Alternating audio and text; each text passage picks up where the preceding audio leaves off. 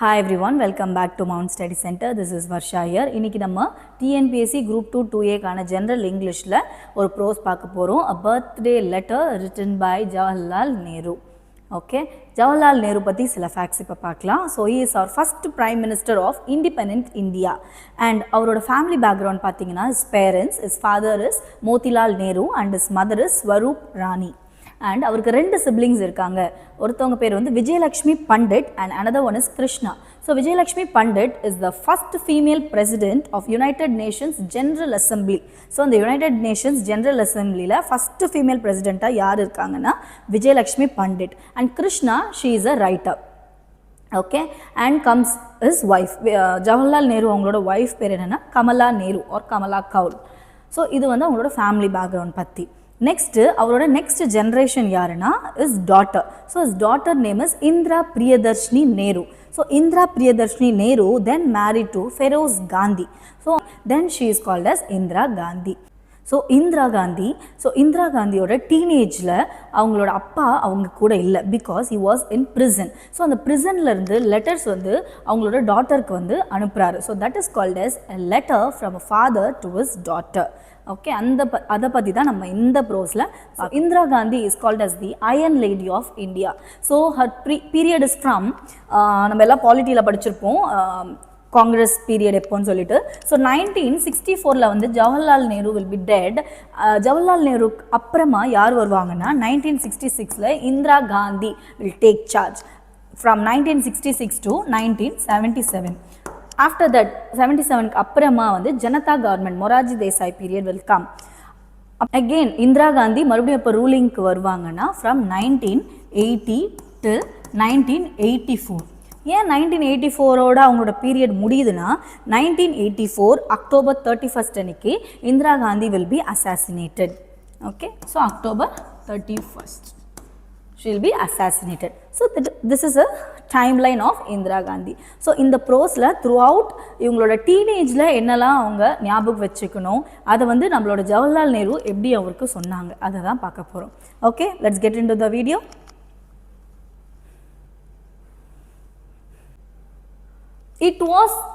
It was the summer of 1928 when Jawaharlal Nehru began writing letters to his young daughter Indira, who was in Missouri at that time.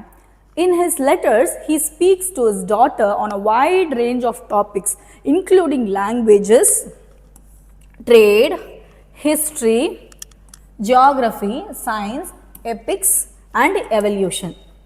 When Indira was about to turn 13 in 1930, Nehru started sending her more detailed letters. These letters contained his understanding of the world, which he wanted to further impart in his daughter. Even while he was in prison, he wanted to make sure that his child is not devoid of her father's teaching over. Okay, idu veriyum pap. So it begins summer of 1928 la அவர் வந்து எழுத start பண்ணுறாரு. Jawaharlal Nehru begin writing letters to his young daughter Indira. யாருக்கு எழுதுறாருன்னா அவங்களோட டாட்டரான இந்திராவுக்கு எழுதுறாங்க.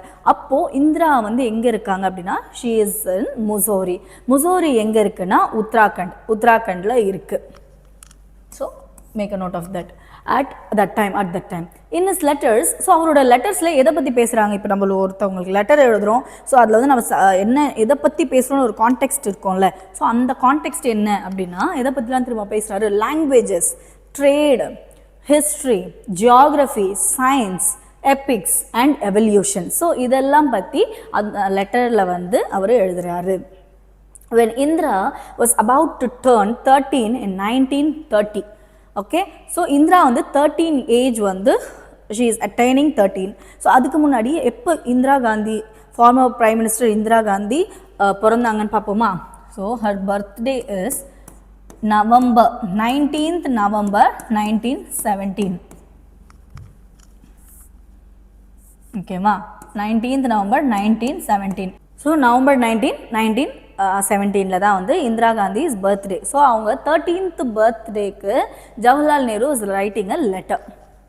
Nehru started sending her more detailed letters because she is entering into a teenage. These letters contained his understanding of the world which he wanted further impart his daughter. So இவரோட teachings எல்லாம் என்ன சொல்லுது அப்படின்னா, நான் கற்றுக்கிட்டது, நான் இந்த உலகத்தை எப்படி புரிஞ்சுக்கிட்டனோ அதை விட அதிகமாக நீ புரிஞ்சுக்கணும், you should understand this world for better அப்படின்ற ஒரு ஸ்டேட்மெண்ட்டை அவர் சொல்கிறாரு. Even while he was in prison, he wanted to make sure that his child is not devoid of her father's teaching. நான் என்னதான் வந்து ஜெயிலில் ப்ரிசனில் இருந்தாலுமே என்னோட டாட்டர் வந்து அப்பா இல்லையே, நம்ம கூட அப்பா இருந்திருந்தால் இதை சொல்லி தந்திருப்பாரே, அந்த மிஸ்ஸிங் ஃபீலிங் இருக்கக்கூடாது. அதான் அந்த டிவாய்ட்னா வித்தவுட்னு அர்த்தம், அப்பா இல்லாமல் அப்படின்றத சொல்கிறார். அந்த ஃபீலிங் அவங்களுக்கு வந்துடக்கூடாதுன்னு எழுதுகிறார் letter. Over the next 4 years, Nehru continuously wrote to his daughter from prison and his words are still inspiring. So இது இம்பார்ட்டன்ட். இந்த 4 years போட்டிருக்காங்கல்ல, அது நோட் பண்ணிக்கோங்க. 4 years வந்து நேரு வந்து கண்டினியூஸாக அவங்களோட டாட்டருக்கு ப்ரிசன்லேருந்து லெட்டர் எழுதுகிறாரு. அவரோட வேர்ட்ஸ் வந்து இஸ் வெரி இன்ஸ்பைரிங் அப்படின்னு சொல்கிறாங்க. The letters written by Nehru from various prisons in British India. So அவரை வந்து நைனி ப்ரிசனில் ஒரு முறை வச்சுருப்பாங்க, பிரெய்லி ப்ரிசனில் வச்சுருப்பாங்க, ஓகே, முசௌரியில் வச்சுருப்பாங்க. ஸோ எல்லா ப்ரிசனில் இருக்கும் போது அவர் என்ன பண்ணுறாருன்னா, is writing letter to his daughter were published in 1942. So 1942நாலே உங்களுக்கு என்ன ஞாபகம்னா, Glimpses of World History. Okay, 1942ல் a book called Glimpses of World History. It is a collection of 196 letters. Okay, 196 letters on world history. So 1942ல் அவர் எழுதுறது என்னென்னா, இந்த வேர்ல்டை வந்து நீ எப்படி ஃபேஸ் பண்ணணும், நீ என்னெல்லாம் கற்றுக்கணும், அதை பற்றி சொல்கிறது தான் வந்து கிளிம்சஸ் ஆஃப் வேர்ல்டு ஹிஸ்ட்ரியில் 196 லெட்டர்ஸ். இந்த எவ்வளோ லெட்டர்ஸ்ன்றது இம்பார்ட்டன்ட். 196 லெட்டர்ஸ் வந்து எழுதுகிறார். அதே வந்து letters from father to his டாட்டருக்குல வந்து 30 லெட்டர்ஸோட கலெக்ஷன் தான் வந்து அவங்களோட டாட்டருக்கு நீ அவங்களோட இன்ட்ரோவர்ட் சைடை எப்படி கொண்டு வரணும் வெளியே. ஓகே, லைக் இப்போ உங்களுக்கு எதனா ஒரு டிசிஷன் இப்போ எடுக்கணும்னா எது சரி எது தப்பு, which is right and which is ராங்ன்றத உன்னோட செல்ஃப் எஸ்டீமில் எல்லாமே வச்சுக்கணும் அப்படின்றத சொல்லியிருப்பாங்க. ஓகே ஓகே, ஹியர் ஸ்டார்ட்ஸ் அவர் லெட்டர். ஸோ ப்ரிசன்லேருந்து அவர் எழுதுறாரு அவரோட டாட்டருக்கு. எப்போ தெரியுமா ஸ்டார்ட் பண்ணுறாரு? October 26, 1930. Very important. ஏன்னா அவங்களோட டாட்டர் பர்த்டே எப்போ, அவங்க 13 இயர்ஸ் அட்டென்ட் பண்ண போகிறாங்க. அப்போ அவங்க டாட்டர் பர்த்டே எப்போ? இப்போ தான் சொன்னேன், 19 November 1917. ஸோ October 26, 1930ல் is writing a letter from which prison is very important, from Central Prison Naini. From Central Prison Naini. It is in Allahabad. Okay. My dear Indra, the letter starts. My dear Indra, on your birthday, you have been in the habit of receiving presents and good wishes. Good wishes you will still have in full measure, but what present can I send you from Naini prison? First 4 lines பார்த்தீங்களா, படிக்கும் போதே நம்மளுக்கு புரியும். எப்போவுமே birthday என்ன ஆகும், cake cut பண்ணுவாங்க, gifts கொடுப்பாங்க, இல்லை நம்மளுக்கு பிடிச்ச இடத்துக்கு கூட்டிகிட்டு போவாங்க அப்படின்றது தான் இவரும் சொல்கிறாரு. இந்திரா, நீங்கள் எப்போவுமே உங்களோட பர்த்டே வரும்போது ப்ரெசன்ஸ் வாங்குறது உங்களுக்கு ஒரு ஹேபிட்டாக இருந்திருக்கு, அப்புறமா குட் விஷஸை ரிசீவ் பண்ணுறது உங்களுக்கு ஒரு ஹேபிட்டாக இருந்திருக்கு. ஆனால் நான் இப்போ வந்து ப்ரெசன்ட்டில் இருக்கேன், என்னால் என்ன கிஃப்ட்டு கொடுக்க முடியும் அப்படின்றத ஒரு கொஷின் பண்ணுறாரு. What present can I send you from Naini prison? My presence cannot be very material or solid. என்னால் ஒரு மெட்டீரியலிஸ்டிக்கான திங்கை கொடுக்க முடியாது அப்படின்றத சொல்கிறாரு. They can be of the mind and spirit. நான் உங்களுக்கு கொடுக்க போகிற ப்ரெசன்ட் என்ன தெரியுமா, எப்படி ஒரு ஸ்ட்ராங்கான மைண்ட் வச்சுக்கணும், எப்படி ஒரு கிரேட்ஃபுல்லான ஒரு ஸ்பிரிட் வச்சுக்கணும், எல்லாத்தையும் தாங்கக்கூடிய ஒரு ஸ்பிரிட் நீங்கள் வச்சுக்கணும் அப்படின்றத தான் என்னால் உங்கள்கிட்ட ப்ரெசண்ட்டாக கொடுக்க முடியும் அப்படின்றத இங்கே சொல்கிறாரு. My dear Indra, on your birthday, you have been in the habit of receiving presents and good wishes. Good wishes you will still have in a full measure. But what present can I send you from Naini prison? My presents cannot be very material or solid. They can be of the mind and spirit. Things that even the high walls of prison cannot stop. So prisonல ஃபுல்லாக பார்த்தீங்கன்னா ரொம்ப high வால்ஸாக இருக்கும். Correct? So அந்த மாதிரி even the high Waals கூட cannot stop the advice or the wisdom I am going to give you அப்படின்றத Jawaharlal Nehru is stating. Next, you know sweetheart, how I dislike sermon. Okay, இந்த பேரால அவர் என்ன சொல்லியிருப்பார் அப்படின்னா, ஒரு செர்மன் பண்ணுறது, செர்மனைசிங்னா வந்து ஒரு ப்ரீஸ்ட் வந்து மாரல் சப்ஜெக்ட்ஸ் பற்றி, ரிலீஜியஸ் சப்ஜெக்ட்ஸ் பற்றி பேசுவாங்கல்ல, தட் இஸ் கால்ட் செர்மனைசிங். அண்ட் டாலிங்னா வந்து அட்வைஸ் பண்ணுறது. ஸோ அந்த குட் அட்வைஸ்லாம் வந்து இவர் வந்து யாருக்கும் அட்வைஸ் பண்ணலாம் மாட்டார். ஸோ இன்ஸ்டெட் அவர் என்ன பண்ணுவார்னா, ஒன்று right and this is wrong, okay, and it should be done and it should not be done. இதை வந்து எப்படி ஒருத்தவங்களுக்கு புரிய வைக்கிறதுனா த்ரூ டிஸ்கஷன். ஸோ அவங்கக்கிட்ட உட்காந்து அவங்க கூட டிஸ்கஸ் பண்ணும் போது lot of truth will come out. So அதனால் சர்மன் பண்ணுறது அவருக்கு பிடிக்கல அப்படின்றத சொல்கிறாங்க. You know sweetheart, how I dislike sermonising and talking out good advice. I have always thought that the best way to find out what is right and what is not right and what should be done and what should not be done is not by giving a sermon but by talking and discussing, and out of discussion some bit of truth comes out. So அந்த மாதிரி இவங்க ரெண்டு பேரும் நிறைய tax வச்சுருக்காங்க போல். I have liked my talks with you and we have discussed many things, but the world is wide and beyond our world lie other wonderful and mysterious worlds. So இவர் வந்து நம்ம ரெண்டு பேரும் நிறைய பேசியிருக்கோம் அதெல்லாம் இங்கே சொல்கிறாரு. None of us need ever be bored or imagine that we have learned everything worth learning and became very wise. So நம்ம எல்லாம் நிறைய முறை பேசியிருக்கோம், நிறைய விஷயங்களை கற்றுருக்கோம். ஸோ நம்ம இப்போது வைஸாக இருக்கோம் அப்படின்றத சொல்கிறாங்க. But what am I to do then? A letter can hardly take a place of a talk. At best, it is a one-sided affair. Imagine that I have made a suggestion to you for you to think over as if we really were having a talk. இந்த பேரால என்ன சொல்கிறாருன்னா, சரி நம்ம என்ன இவ்வளோ tax நம்ம இதுக்கு முன்னாடி பண்ணியிருக்கோம், பட் இப்போ என்னென்னா ஒரு ஒன் சைடடாக இருக்கே இந்த லெட்டர்ன்றது அதான ஒன் சைடட் மாதிரி. ஸோ நான் மட்டும்தான் எழுதுவேன், அந்த டாக் பேக்கில் வராது. பிகாஸ் அது போய் ரீச் ஆகணும், அப்படியே அவங்க ஒரு லெட்டர் போடணும், அந்த இதெல்லாம் இருக்குல்ல ப்ராசஸ்லாம், அதுதான் சொல்கிறாங்க. ஸோ இது ஒரு ஒன் சைடடாக இருக்குது, ஆனால் நீ நினச்சிக்கோ நம்ம ரெண்டு பேரும் இப்போ பக்கத்தில் உட்காந்து பேசுகிற மாதிரி அப்படின்னு சொல்கிறாங்க. இன் history we have read a great periods in the life of nations, of great men and women. Do you remember how fascinated you were when you first read the story of Joan of Arc and how your ambition was to be something like her? Okay, இங்கே பார்த்தீங்கன்னா இவங்க வந்து நிறைய விஷயங்களை படிச்சிருக்காங்க. அப்போ வந்து இவர் சொல்கிறாரு, உனக்கு ஒரு ஞாபகம் இருக்கா, நீ ஒரு கேரக்டரை பார்த்து எவ்வளோ இன்ஸ்பயர் ஆன, எவ்வளோ ஃபேசினேட் ஆன, அவங்கள மாதிரி நானும் ஆகணும்னு நீ நினச்சல்ல. ஸோ அந்த மாதிரியே என்னோடய லைஃப்பை நீ வந்து ப்ரொசீட் பண்ணு அப்படின்னு நம்மளோட ஜவஹர்லால் நேரு சொல்லியிருக்காரு. அதாவது யார் அந்த கேரக்டர்னா, do you remember how fascinated you were when you first read the story of Joan of Arc? Joan of Arc யாருன்னா is a French rebel. அவங்க வந்து அவங்களோட ஃப்ரான்ஸ்க்காக டிஃபெண்ட் பண்ணியிருப்பாங்க. ஸோ அதை பார்த்து ரொம்ப இன்ஸ்பயர் பண்ணது யாருன்னா Indira Gandhi. And your ambition was to be something like her. So Indira Gandhi அவங்களுடைய ஆம்பிஷனே ஜான் ஆஃப் ஆர்க் மாதிரி இருக்கிறது தான். Ordinary men and women are not usually heroic. Okay, they think of their bread and butter, of their children, of their household worries and okay. So இவங்க என்ன சொல்கிறாங்கன்னா, ordinary men and விமன்னா அவங்க அன்றாட தேவைகள்னு சொல்லுவாங்களே, daily needs எதெல்லாம் இருக்கலாம், அந்த bread and butter, அவங்களுக்கான க்ளோத்ஸு, அவங்களுக்கான ஷெல்டரு, ஸோ அதை தான் அவங்க தேடி போவாங்க அப்படின்றத சொல்கிறாங்க. House hold worries, but a time comes.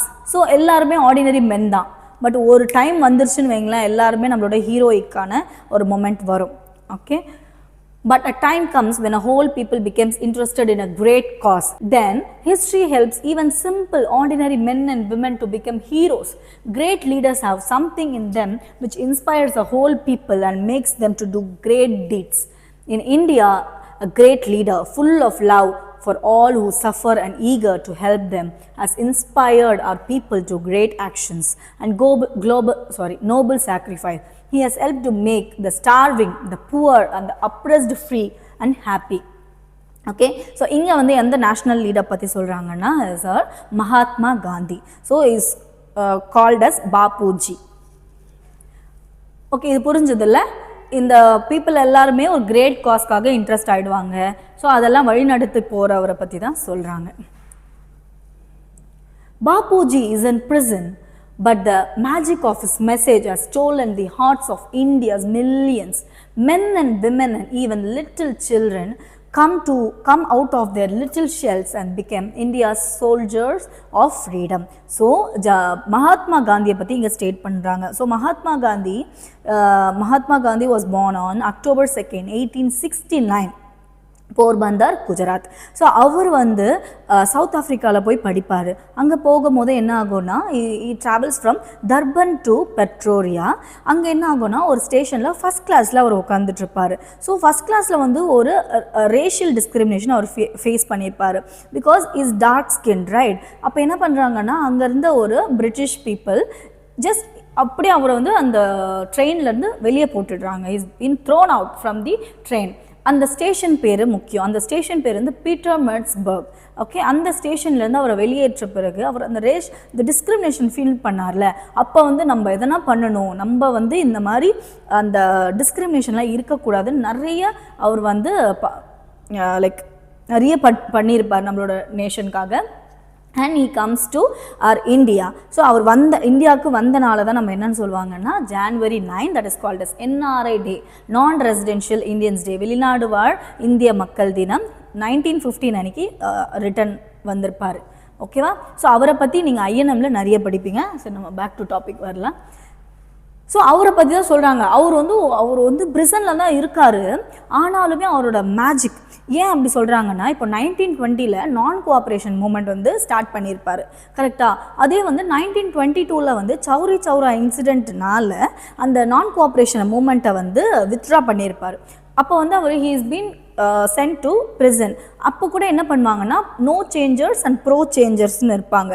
அவர் என்ன தான் பிரிசனில் இருந்தாலும் அந்த நோ சேஞ்சர்ஸ் இருக்காங்கள, அவங்க வந்து மறுபடியும் அவர் சொன்ன அந்த நான் கோஆப்ரேஷனே தான் ஃபாலோ பண்ணியிருப்பாங்க. ஓகே, அதுதான் சொல்கிறாங்க. This message has stolen the hearts of Indians millions. Men and women and even little children come out of their little shells and become India's soldiers of freedom.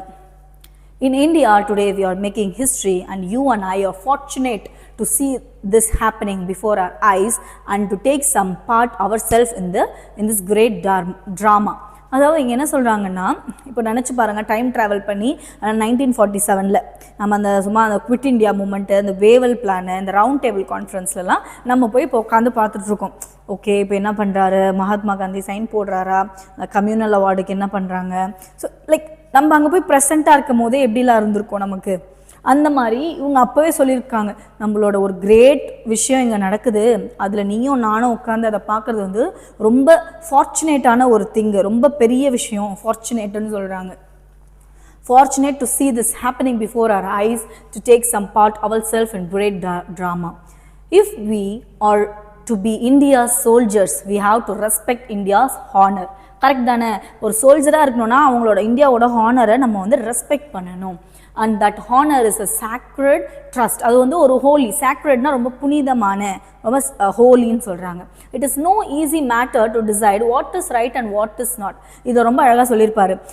என்னென்னா, நம்மளுக்குமே தேவையான விஷயம், எல்லாருக்குமே தேவை. ஒன்று வந்து நம்ம கரெக்டு தப்புன்றதை எப்படி நம்ம டிஃப்ரென்ஷியேட் பண்ணுவோம் அப்படின்னா, அதை எப்படி நம்ம கண்டுபிடிக்கிறது. சில பேர் சொல்லுவாங்க, நான் பண்ணுறது தப்புன்னே எனக்கு தெரியல அப்படின்னு. ஆனால் நம்ம பண்ணுறது கரெக்டாக தப்பான்னு எப்படி தெரியுமா நம்மளுக்கு தெரியும். லைக் ஒன்றத்தை மறைச்சி பண்ணால் அது தப்பு. ஓகே, ஒன்றத்தை மறைச்சி பண்ணால் நம்ம பண்ணுறது தப்பு.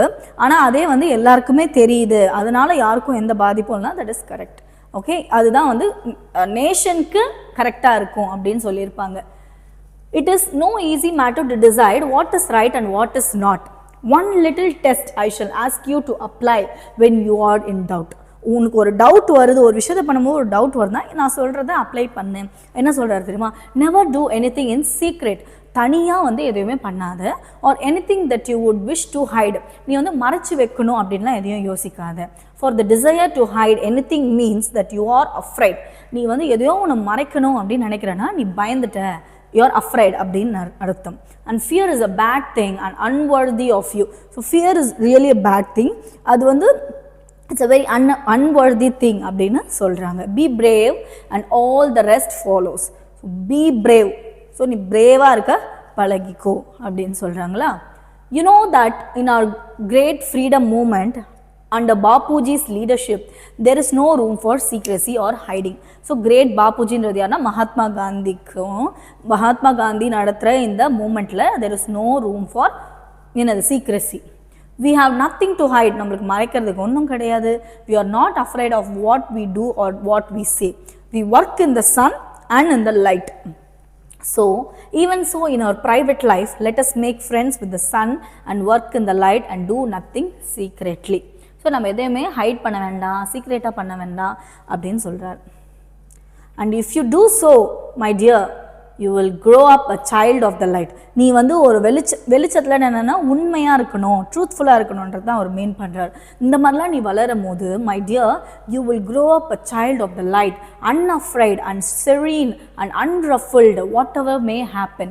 So serene is nothing but being calm, CALM, being com தான் வந்து செரீன் அப்படின்னு சொல்லுவாங்க. அன்ரஃபிள்டு அப்படின்னா வந்து இப்போ ஏதோ ஒரு விஷயம் நடக்குதுன்னா அப்படியே சில பேர் ஷேட்டர் ஆகிடுவாங்கல்ல, அப்படிலாம் நீ ஆக மாட்டேன், அன்ரஃபிள்டாக இருப்ப நீ அப்படின்னு சொல்கிறாங்க. I have written a very long letter to you and yet there is so much I would like to tell you. How can a letter contain it? Goodbye little one and may you grow up into a brave soldier in India's service. With all my love and good wishes, your loving father Jawaharlal Nehru. Okay, லாஸ்ட்டாக அவர் என்ன சொல்கிறாருன்னா good bye little ஒன்னு சொல்கிறார். So லாஸ்ட்டாக எனக்கு இன்னும் உங்ககிட்ட நிறைய சொல்லணும்னு தான் ஆசை, பட் எவ்வளோ தான் நான் ஒரு லெட்டரில் எழுதுறது அப்படின்னு சொல்லிட்டு குட் பை லிட்டில் ஒன் அப்படின்னு சொல்லிடுறாரு. Okay, so about the author.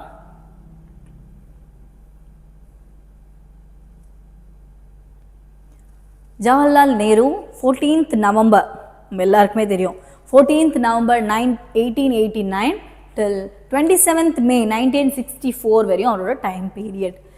Was the first Prime Minister of India and central figure in Indian politics before and after independence. He emerged as an eminent leader of the Indian independence movement under the tutelage of Mahatma Gandhi.